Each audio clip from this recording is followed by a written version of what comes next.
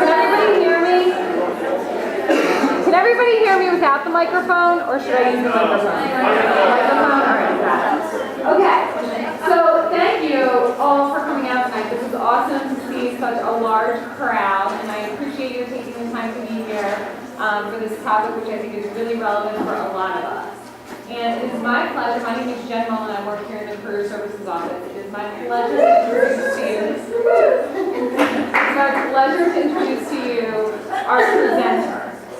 Margie Cherry is a career counselor at Montgomery County Community College and also a life coach specializing in reinvention. She started her career as a candy girl at a local movie theater, then worked as an art supply salesperson, product designer, weight loss counselor, freelance illustrator and writer, published cartoonist, stand-up comedian, which she says is short-lived, and an outplacement counselor for angry laid-off workers. Along the way, she got married and had 2 daughters. One's a sophomore at Penn State and the other is a junior at Westchester. And no one can accuse her of not following her passion. She is very excited to be here, and she's really excited to be talking to people under 50. So it is my pleasure to introduce to all of you, Margie Cherry.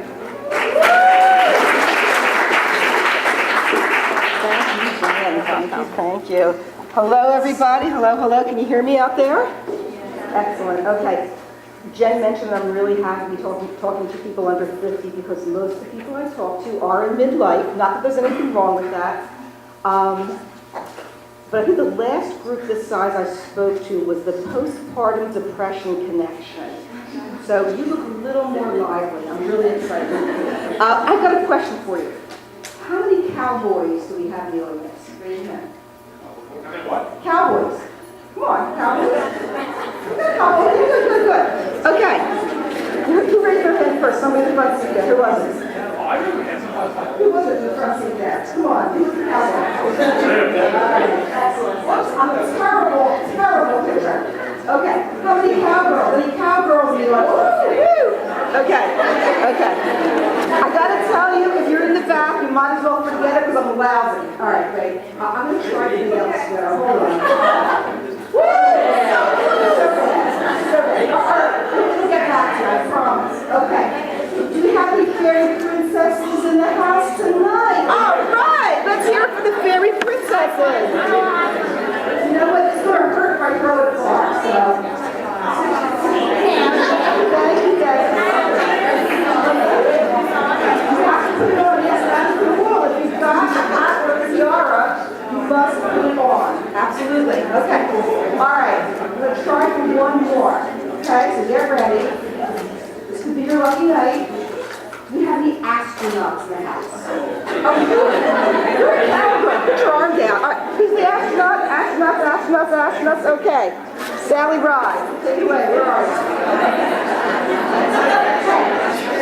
I'm sorry, it's a dollar store that I go to has a limited selection of hats, so this is your astronaut hat. All right, excellent.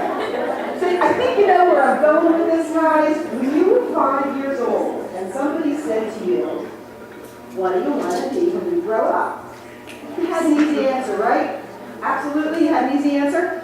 Do me a favor, turn right now to the person on your left or your right and tell them what you wanted to do when you were 5 years old.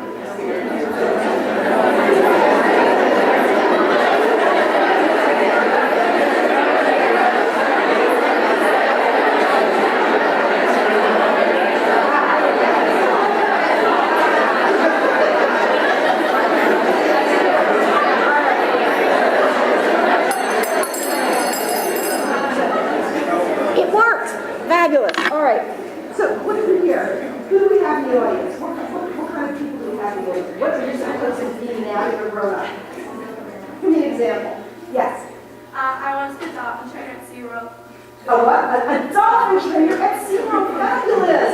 And here you are. Absolutely. Okay. What else do we have? A doctor. What's that? A doctor. A doctor. All right. Now, are you actually majoring in medicine? No. What are you majoring in? In county. Yes, I see the connection there. And you can doctor the books. Very good. Okay. I see a great future for you. Anybody else? Oh, come on, guys. I heard lots of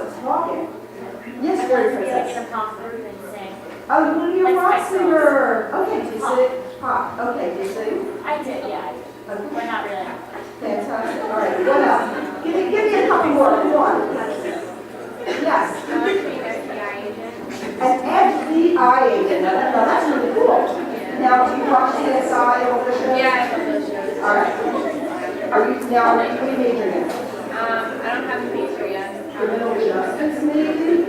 I'm taking criminal justice right now, actually. Oh my gosh, well, you guys are too good. You're actually following your passions already. So you probably leave right now. Yes, it's the word wrestling. You legitimately want to be a cowboy on Friday. Yes. So in the best of all possible worlds, if everything had turned out just the way we hoped it would and you were fine, you'd be sitting here with tons of actual cowboys, dolphin trainers, dairy princesses, people who doctor the books, and the world would be a wonderful place, wouldn't it? But does it work that way? Sometimes it does, sometimes it doesn't. But when it doesn't, we got to figure out why. And how do we make it turn out the way we want? And I noticed that there was not one person when I asked what you wanted to do when you grew up who answered in the following way. When I grow up, I want to be a periodontist. Anyone out there, periodontist? No. When I grow up, I want to be an insurance claims adjuster. Anybody? No. Okay. Or when I grow up, I want to be an occupational therapy fieldwork supervisor. Anybody? No, I don't see much. However, these are real life jobs that real people work in the real world. How in the world people figure out that that's what they want to do with their lives? I mean, when you were 5 years old, did you have any idea that there were jobs like that out there? Probably not. You never hear about these things. And if you did hear about it, you wouldn't have no idea what they do. Or if you did know what they did, you wouldn't know what you needed to be or do or think or have in order to be that kind of person. And these are the things that we figure out as we grow up. But where do you get the clues? How do you find your passion? How do you find your passion? That's a really good question, and that's why we're here tonight to talk about that. Okay, so tonight we're going to get you started on the road to find your passion. When I say we're going to get started on the road, I really mean that, because it's not about, it sounds so corny, I know, but it's not about the destination, it's about the journey. You are not going to get in a highway here and end up there, okay? You're going to get on the road and take the byways and the back roads and the alternate routes until you figure out what it is that you're good at, what you love to do, what you're interested in, what floats your boat, what makes you so excited that you do not notice the passing of time. And then you're going to find something, and guess what? A few years later, you're going to change that. As you heard from my introduction, I have reinvented myself many times over. I've done, I was an illustrator and writer for 25 years. I was a cartoonist for 14 years, simultaneous with that, because I'm not that old yet. I've been a career counselor now for over 10 years. Probably 10 years from now, I'll be something else. I hope I'm something else. I hope I don't stay the same, do the same thing my entire life, but that's not what I'm about. Now, that's not to say that some people don't do that. My sister, who's only 2 years older than me, just retired 28 years as a kindergarten teacher in the same school district. Stagnant. But for her, that's what her passion was. She found what she loved to do, and she did it, and she stayed with it. I have ADD, I've got to jump around, I've got to do a lot of different things. But the key is to know who you are, know yourself, and know what it is that's best for you. So hopefully tonight, with some of the exercises we do, you're going to have an opportunity to start to explore that. And you know what's really cool? That we're talking about this now. What do we have? We have freshmen. Let's see the freshmen. Raise your hands. Woo! All right, a lot of freshmen. Sophomores? All right, juniors? Any seniors in the house? All right, seniors, yes! You know how few people your age ever get the opportunity to really sit and think about this? To me, this should be, well, something like this ought to be the part of the curriculum in every single college in America, and even beyond that, I think it should be in every high school in America. How to find your passion. Because, like I said, I work with a lot of people in midlife who suddenly, at age 45 or 47 or 48, go, oh my God, what am I doing? How did I get here? And how can I change? So you have the opportunity at this point in your life to really figure out how to find your passions. I should always put the S on the end, the plural, because it's not going to be just one thing. You're going to have multiple passions as you go through life. Let's start the little quiz. Everybody have what's their major quiz? Yes? Got that? What I'd like you to do is work with a partner. You can work with 2 people. You can work with 3 people. You can work with 4 people. I want you to look down the list. What I'm going to do is, hold tight. When I ring this, hold on. When I ring the bell, you're going to start, and then you're going to have 3 minutes to complete the quiz. All right? Agreed? Ready? Set? Go.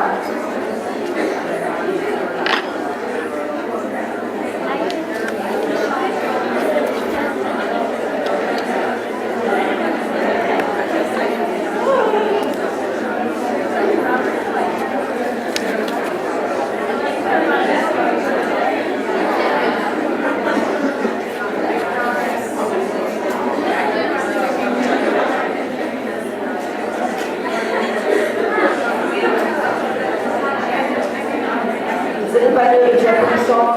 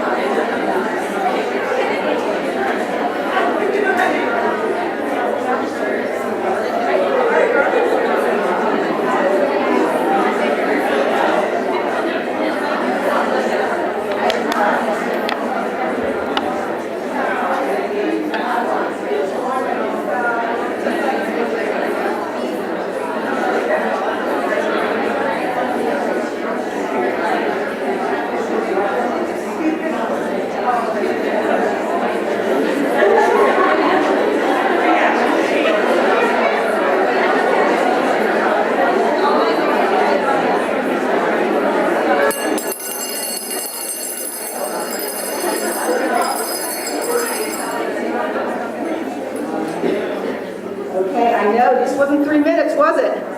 Did anybody complete the quiz? Of course not. The reason I stopped you is I want you to give up. You'll never get it, okay? Can anybody tell me why? What's that?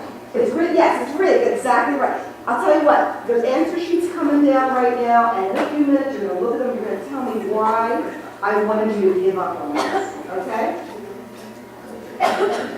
The mystery is about to be solved. The tension is mounting. Jen is walking.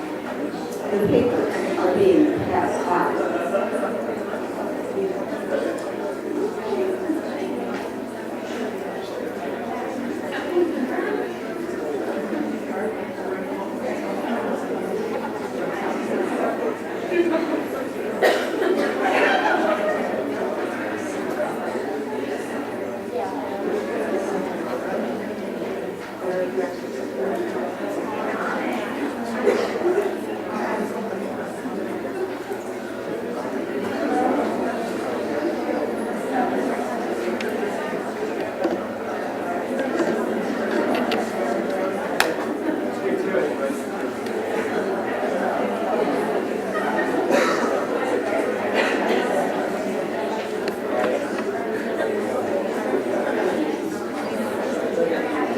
Okay, when you had a chance to look at it, tell me why I told you to give up.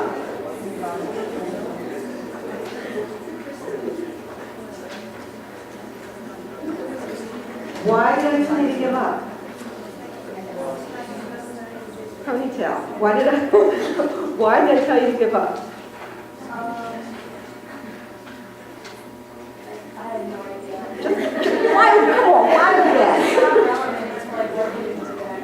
Say that. Ooh, wait a minute. This is fun. I'm going to be like one of Oprah. Here we go.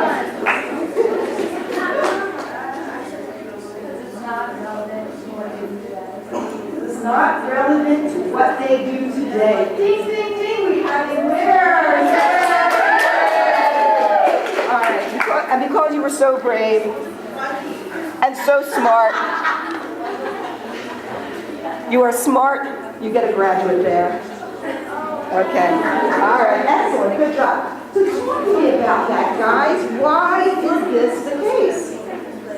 If their college majors were not relevant to what they are doing now, how did that happen?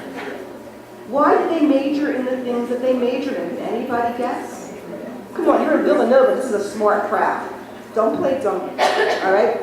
Because if you do, you know what I'm going to have to give you. Dum-dums. If I hurt somebody, please don't sue. Okay, come on. I know you're smart. Why? Right there. Give me a reason. Yes, I'm pointing to you. You're talking to your friend. You can't avoid my right. What was the question? Oh my gosh. Okay, let's try it again. Why did these people major in something that they ended up not doing with their lives? What was the reason they were taking these majors? Okay, right there. Because they thought that was their passion.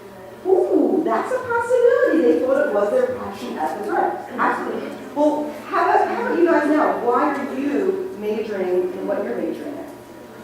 Anybody? Motown. See what happens when you wear things that I can identify? What are you majoring in? We like doing that. We like doing that particular thing. What are you majoring in? Business. Business. Okay, how do you know you like doing that?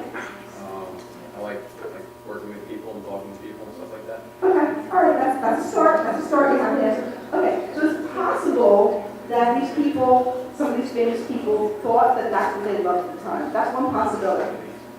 Another possibility is that they were really, really good at it in high school. Okay, Art Garfunkel was a math major. Everybody know who Art Garfunkel is? I keep forgetting that you're a different generation. Simon Garfunkel, We're Doing Trouble Waters, all that. Okay. Math major. Why? Maybe he was really, really good at that. Terry Hatcher, Desperate Housewives. Math and engineering. Oh my God, who knew? All right. She was probably really, really good at it in high school. And then maybe her parents said, you know, you're good at math, maybe you should be a math major. Anybody have that? Have their parents suggest to them what they think they should do? Yeah, that's a lot of you. Okay. Or maybe a guidance counselor or a teacher said, you know, you're really good at English, I think you should consider being an English major or a language major, anything like that. So yes, it's either what they thought they were passionate about at the time, what their parents told them to do. What was the other one? Oh my gosh, what was the other one? Well, let's just go on from there. So possibly one of those two things. Now, I'm going to tell you a story about a girl who came into my office just the other day. This girl's name was Dina, and she was part of a program of people who were laid off in the community. They lost their jobs, and so they're being given free classes at community college. She walks my office. She wants to sign up for anatomy and physiology. But this girl had been an accountant. I said, well, wait a minute, where's this anatomy and physiology coming from? Why are you majoring in that? Why are you taking that as a science course? And she told me her story. I thought it was such a good way to illustrate what happens to you as you go through school. She had gone to Westchester and she didn't know what to major in. But her parents said, well, you know, you're really good at math. Accounting is a very good field. There's lots of jobs out there, and you can make a really good living. Sounds like a reasonable idea, right? Sounds like a good idea. So she thought, okay, she didn't have any better ideas, so she majored in accounting, and she was good at it. As a matter of fact, after 4 years, she graduated with honors. She got an offer for a very prestigious big firm downtown, went to work in accounting. What do you think happened? She hated it. But she figured, no, it's not accounting, it's probably just that it's a big company. So she decided to try a smaller company. She went to work for a small family-owned firm. She still didn't like it. Luckily for her, she got laid off. Turned out to be a real blessing in disguise. She got laid off, but while she was waiting to find another job, she went to work for a temp agency. They said they didn't know what to do with her because they didn't have any high-level accounting job where she was used to. So they sent her to a physical therapy place, a rehab place, to do their medical billing and coding. So she's working there and, you know, doing this job, and it's not very interesting. But she starts talking to the physical therapist there, the occupational therapist. And she really starts to get interested in what they're doing. And lo and behold, it turns out their physical therapy assistant quit and they needed somebody to step in. They asked her if she would mind being cross-trained. So here she is getting paid to do this other boring job. They trained her to be a physical therapy assistant. And while she's doing it, she's finding out, guess what? She loves it. So she talks to the physical therapist, but she gets a real big reality check. In order to be a physical therapist, what do you need to have these days? Anybody know? What degree do you need to have to be a physical therapist? Anybody know? What's that? Did you say something? It's biology. Well, you need to major in biology, but you need to have a doctorate degree. Not just a bachelor's, not just a master's, but a doctorate.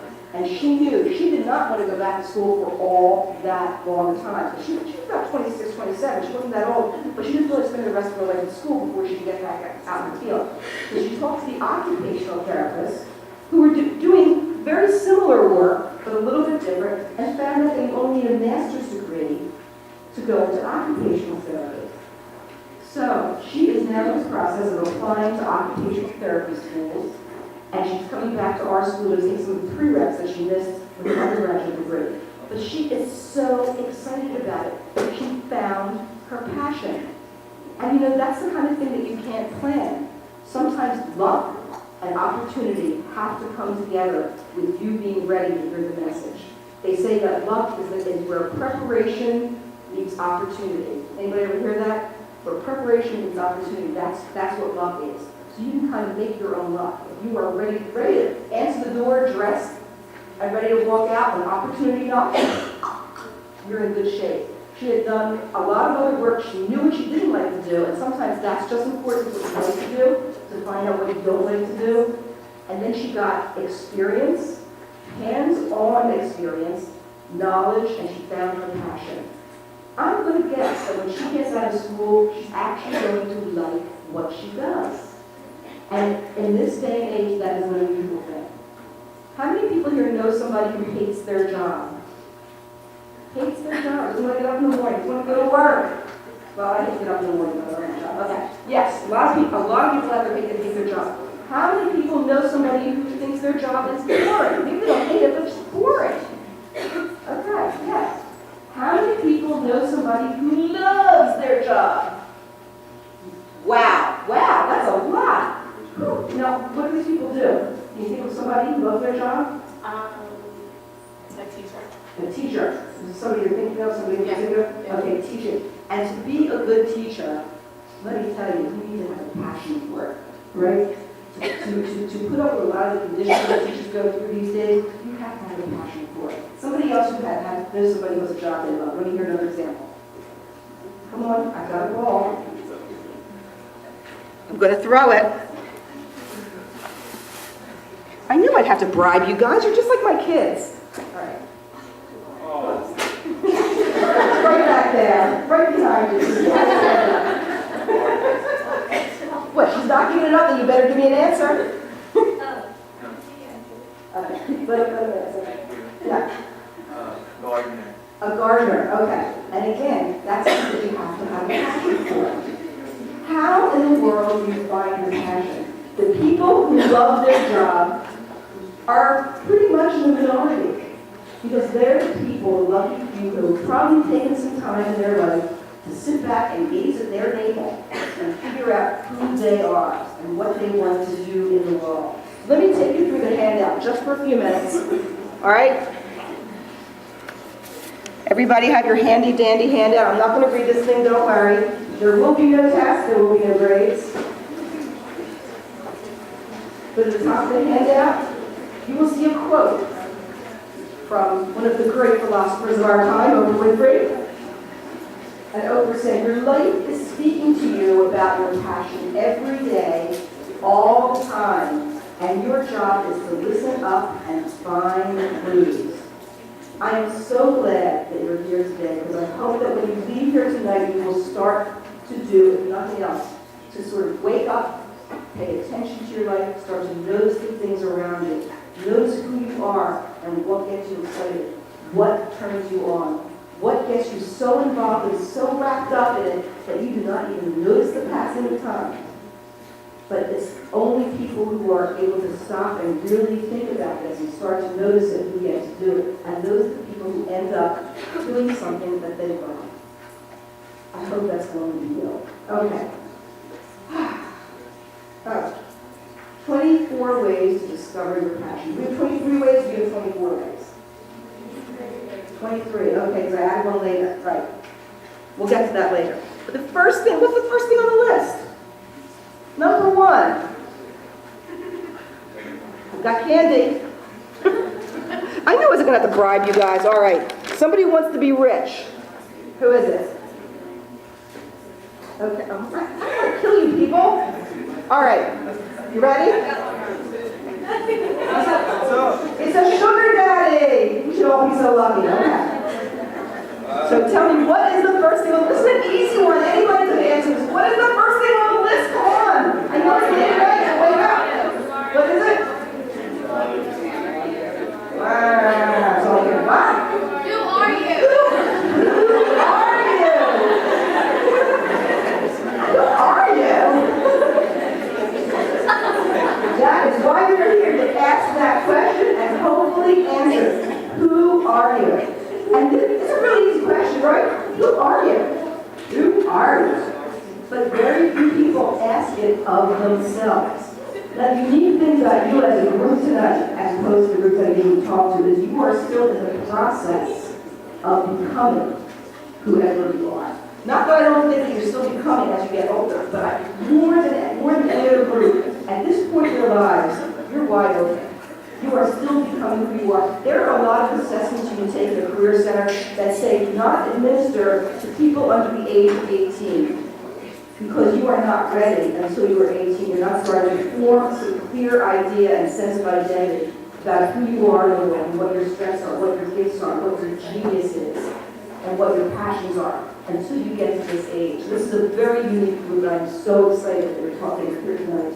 Okay, so who are you? We're going to do some exercises in a few minutes that'll start to dig a little deeper into who you are. Okay?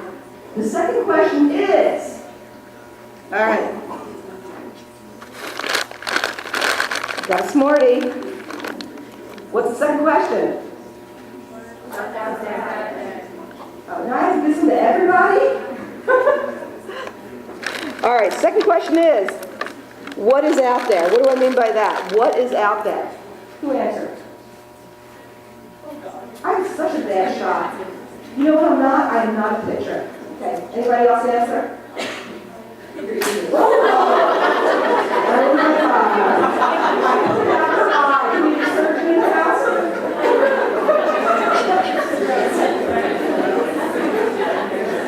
I've got nothing. Please don't sue me. All right. Yes, the second question is, what is that? So number 1 is who are you? Number 2 is what's out there? Number 3 is where does two things meet? Where does who you are intersect with what's out there? Well, I'm going to do a couple of exercises with this that's going to help you start to figure this out. So let's stop reading this and let's get right to the exercise. The first one is the me first method, where you start out with who you are, okay? Then you figure out what you might be interested in, which of them seem like the best match for you, and then how to make it happen. That's the forward method. The backward method that we're going to do in a minute is the work first, or passion first. You start with a career or a job or the kind of work or the passion that you have. You figure out what it takes to do that job, and then you see if you have what matches that other task that you put it to. So let's start with the me first, okay? What we're going to do, we're going to flip back a couple of pages here. 1, 2, 3, 4, oh my God, 5. Gathering clues. What type are you? It's got five pages back. Everybody see that? Oh, I see you running out there. I know it's late. You're running around out there. Stay away for just a little while longer. There will be prizes. Okay? So, when you get this page, this is the quiet part of the workshop. Nap time, everybody. Okay. What I want you to do is read through the next couple of pages. The first one says MBTI personality type. which personality type are you? Now normally, if you were in my class, you would have a formal assessment. I would use the code Myers-Briggs type inventory. Has anybody ever taken a personality test? Yes, you have? Okay. And you have to, what, did you take a class or yeah, you did? What kind of class? Oh, cool. Do you remember what your type was? Okay. Yellow shirt. Do you remember? Yeah. ENTP. All right. You know, I'm sure the rest of you have no idea what you're talking about. Well, we can't give you the formal assessment now. You can talk to your career counselor, your career services person, if you would like to take the full test. Now, it's usually a 4-letter code. One of the 16 4-letter codes we'll come up with, but we can't do all that stuff. So we're going to have you self-report or guess at what your middle 2 letters would be. So you have a choice between an ST, an NF, an SF, or an NT. I want you to read the characteristics involved in any of these 4 categories and figure out to the best of your ability which one you think you might be. If you're an ST, you are the practical and matter-of-fact type. If you are an SF, you're the sympathetic and friendly type. If you're an NF, you're the enthusiastic and insightful type. And if you're an NT, you are the logical and ingenious type. So take a few moments, look over that page, and I'm going to turn and do another little assessment.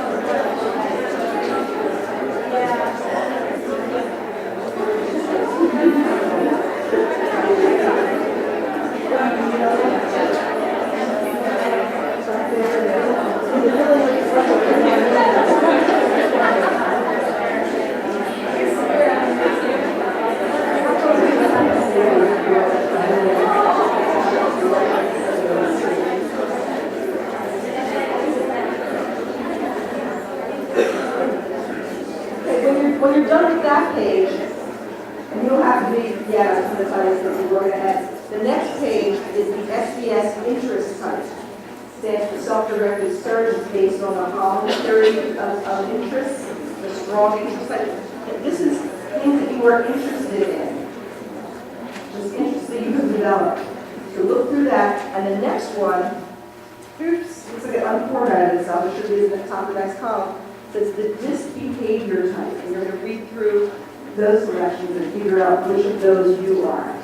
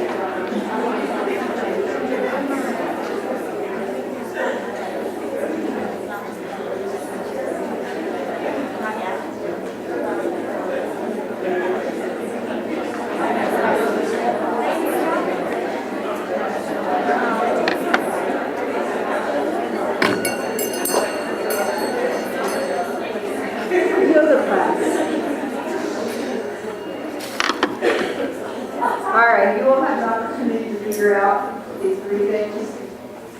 What is your personality type? What is your interest type? And what is your behavioral type?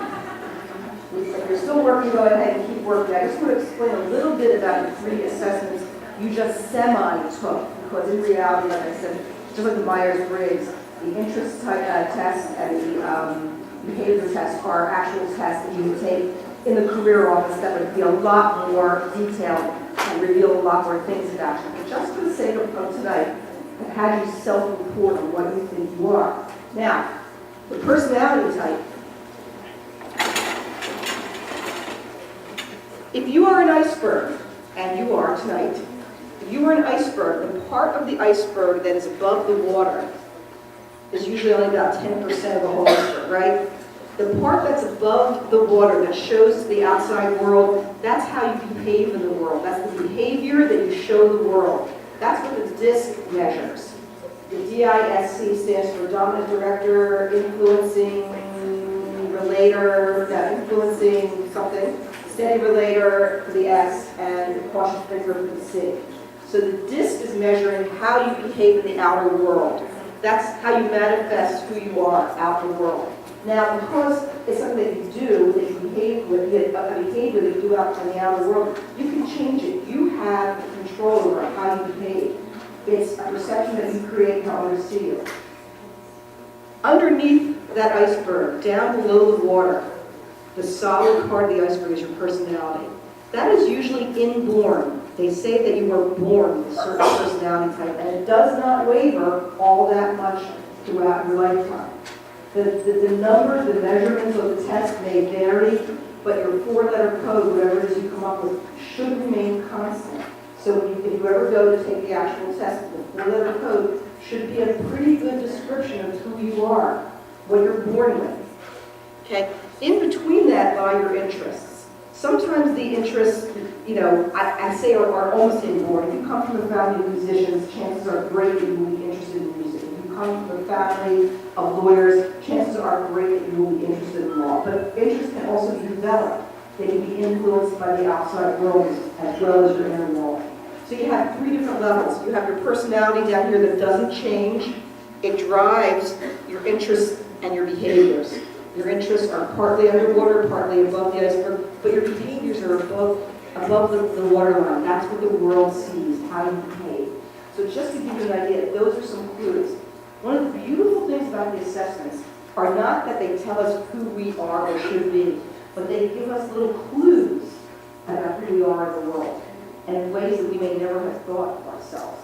For me, it was a revelation. When I first took the Myers-Briggs type inventory, the personality test, at the time, I was freelancing. I was an illustrator. I worked from home out of a little tiny office in my house where I had already established relationships with all the art directors that I worked with, so I never had to see them as a human being. They would call me up, they would tell me what they wanted, I would create it in my little studio office at home, mail it out to them. Sometimes I was a FedEx man, that was exciting, and I would never have to see them. And I loved doing my artwork. Oh my God, I love doing my artwork. But I hated my working conditions.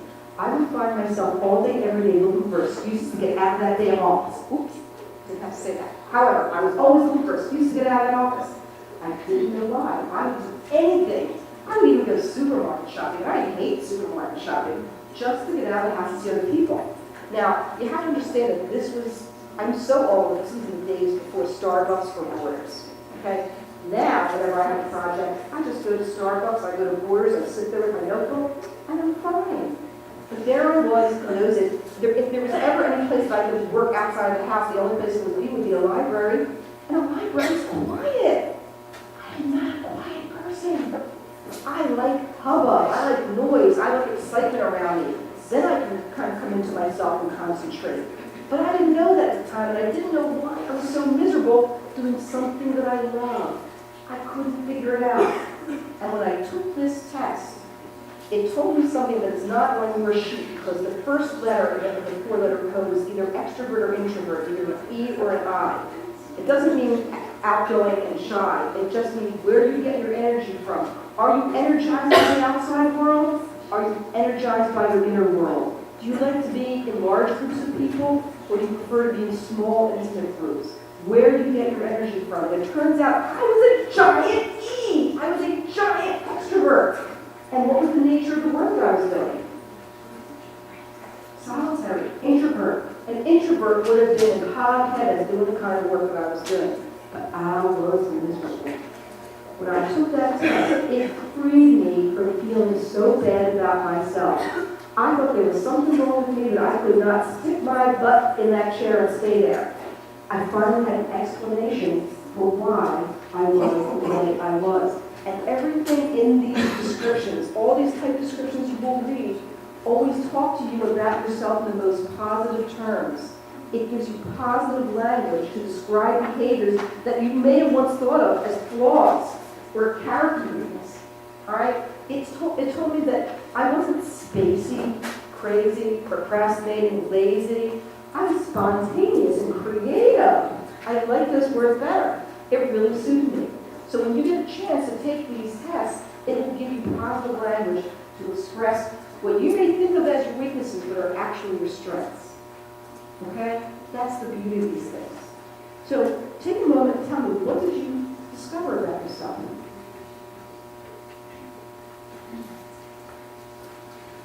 Okay. Who wants to dance?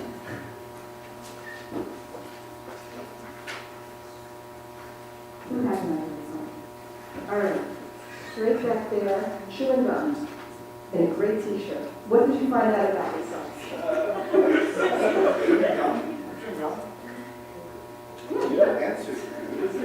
What did you find out about yourself? Oh, wait a minute. I hear a male voice, but it's a woman I'm talking to. All right, I'll tell you what. You answered. Do you want a bear or do you want a ball? I think you want a ball instead. Here you go. There you go. Okay. What'd you find out about yourself? Oh, good catch. You started talking. You might as well finish. You raised your hand. You've got to talk. What did you discover about yourself looking at those descriptions? I found out about myself that sometimes I like to have a lot of fun. Gee, that really describes a lot. Okay. How so? What was your two-letter code in the personality type? N and T. So you were an NT, so you're the ingenious type. When you read those descriptions, did it sound pretty much like you? My friend said it sounded like me. Okay, but how about you? What did you think? I kind of felt that, yeah. Okay, cool. And how about with the interest type? What was your interest type? It was realistic, investigative, artistic.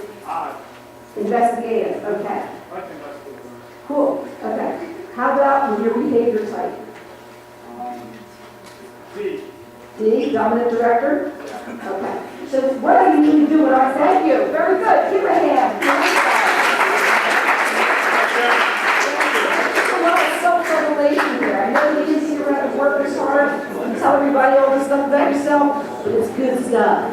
All right, when you get this kind of information, what I usually do when I'm doing my 12-week career development class that I teach is I have them actually pull the words from these descriptions of themselves and put them together in a couple of sentences. And I have them use this to start what I call a mission statement. Has anybody ever had to write a mission statement for anything? A statement of intent or purpose? I know you don't want to talk.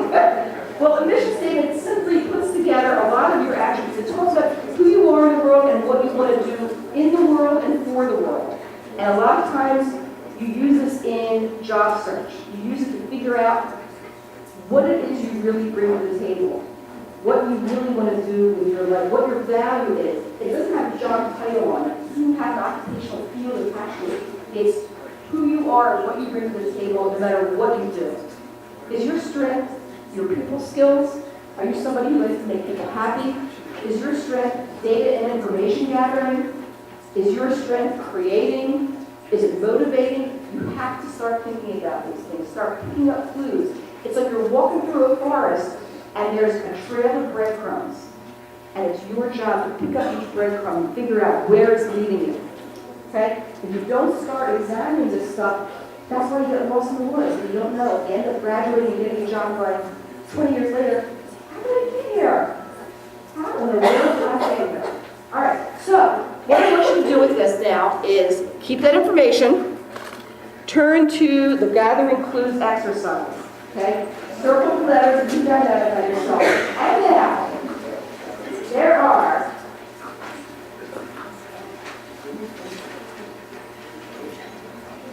12 questions. I want you to answer at least the first 9. Okay? Take a few moments to read through the 12 questions.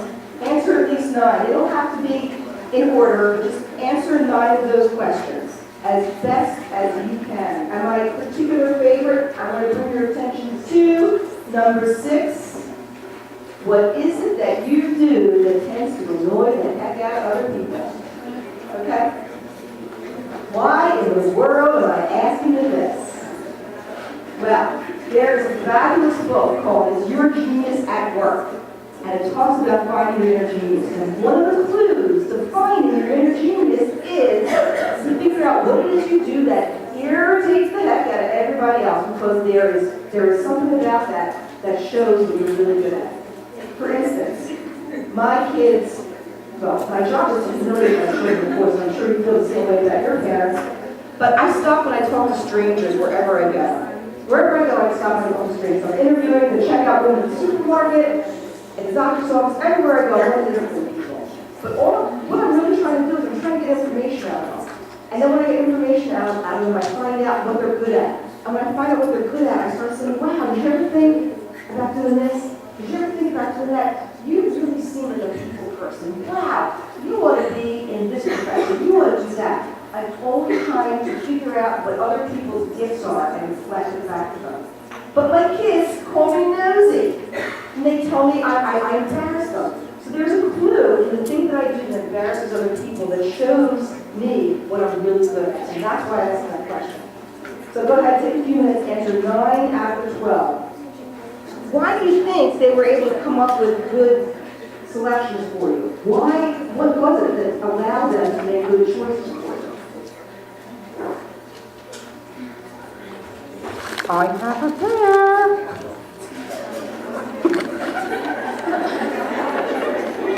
Come on. Somebody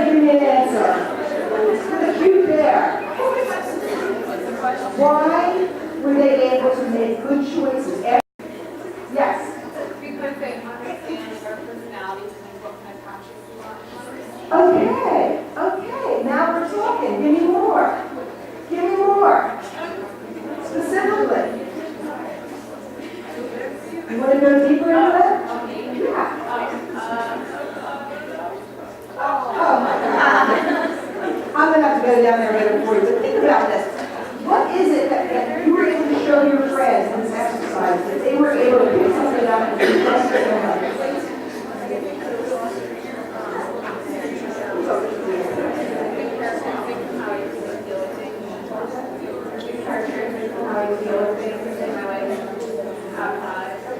Okay, fantastic. Thank you.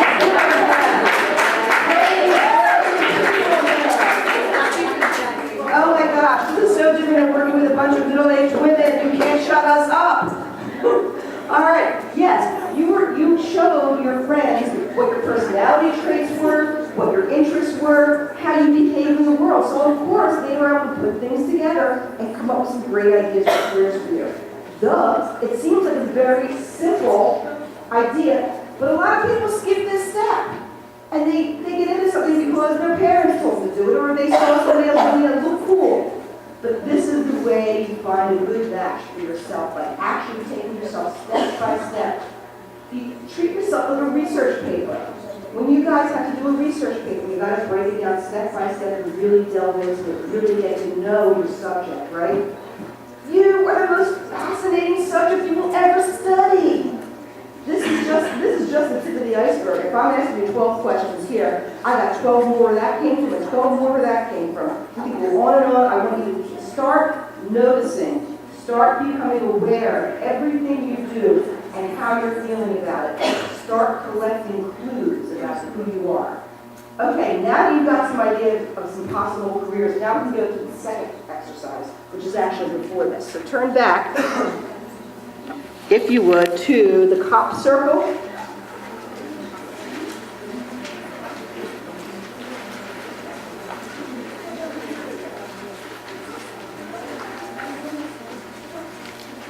It's this page, I've already colored mine in, okay?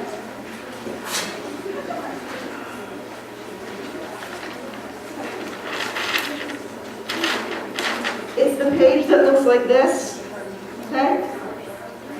What the cop circle is, not a crop circle, it's a cop circle. It says it is the careers and potential passion pizza pie, okay? So when you look at pizza pie, you're going to think of careers that are potentially a good match for your passions. So you already had a cheat sheet. Your friends came up with some ideas for your careers. You may already have some ideas for careers. I want you to think of, I've got 8 wedges here. Now, you don't have to fill out all 8, but do at least 4. Think of 4 different possible careers, both realistic and maybe a little fancy thrown in. Okay, do at least 4, and you come up with 8, even better. And whatever you do, you're going to write, there's little lines outside of each wedge. On those lines, you're going to write like nurse, accountants, okay? Whatever other career you're interested in, you're going to write on those lines. And then for each wedge of pizza, what you're going to do is you're going to rate how excited you are about it, okay?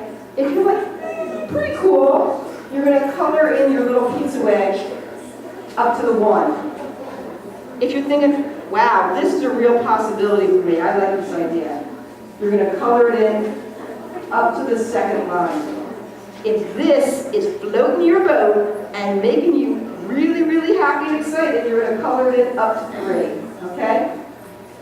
So go to it, do at least 4 of them, and you're going to rate the careers. From 1 being the least interested to 3 being the most interested.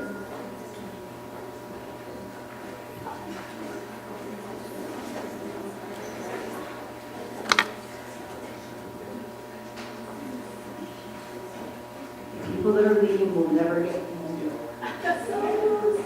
Everyone who stays will get handled. Oh my gosh. Life is good.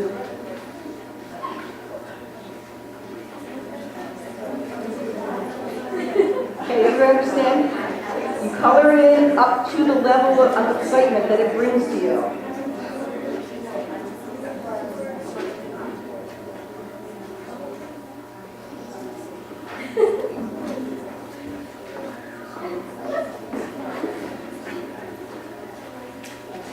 I know there are a lot of creative people out there. I saw you doodling.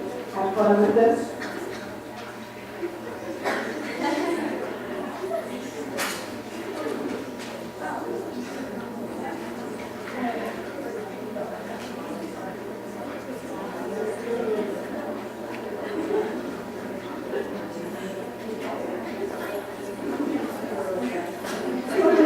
Study how people color in these circles. There's a lot of stuff like this. There's a little art to it.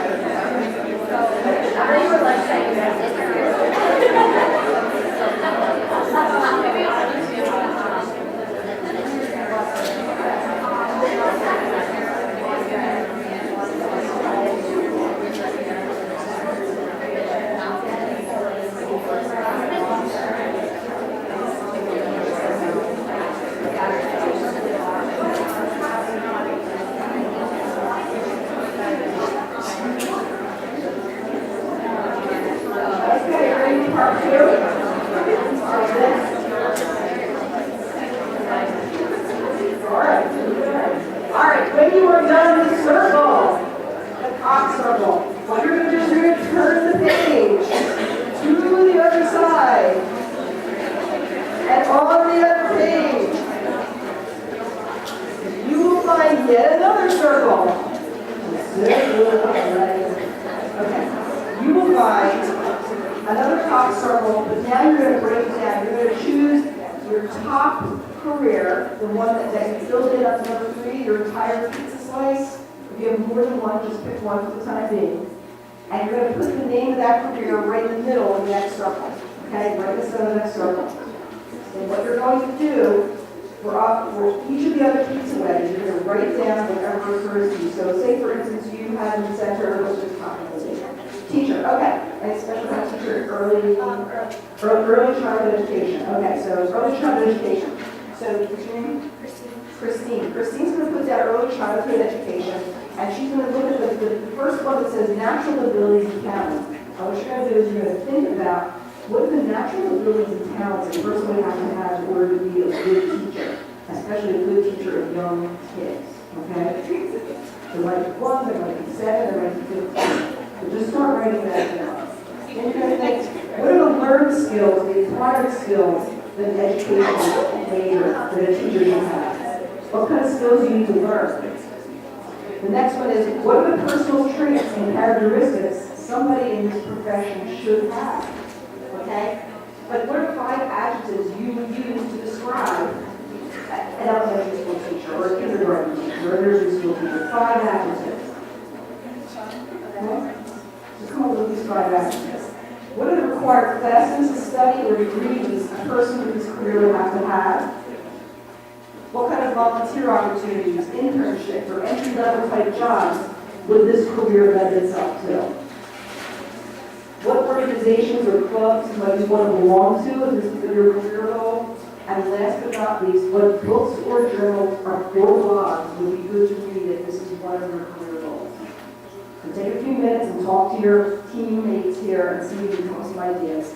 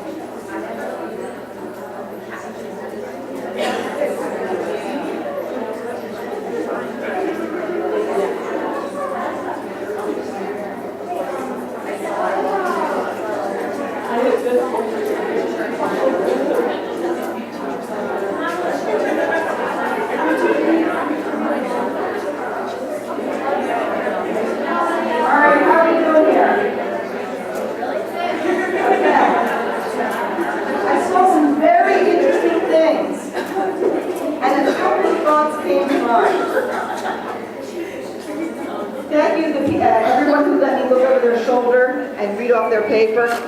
I saw things like social worker, chef, stockbroker, accountant, and these are very, very cool jobs. But one question that I think I asked everybody whose shoulder I looked over was, have you had a chance to try that out in the real world anywhere? Some of you did, but some of you didn't. And of course, you know what I'm going to say. If you want to be something, you have to do it first. A lot of people say, well, I'll be a writer when my book gets published. You start writing today and you are a writer now. You have to start doing in some way, shape, or form, whatever it is you want to be. So you do in order to be. Number one, it propels you right into that world right away. If you want to start being a counselor, volunteer for a hotline, okay? You might find that you love it even more than you could have possibly imagined. Or you might find out that it's not quite the thing you thought it was. That you have to put the reality check to it. Okay, when you said that when you were 5 years old and you wanted to be a cowboy, nobody said to you, "Cowboy, huh? How are you going to support your family on a cowboy salary, huh?" No one's hiring cowboys anymore.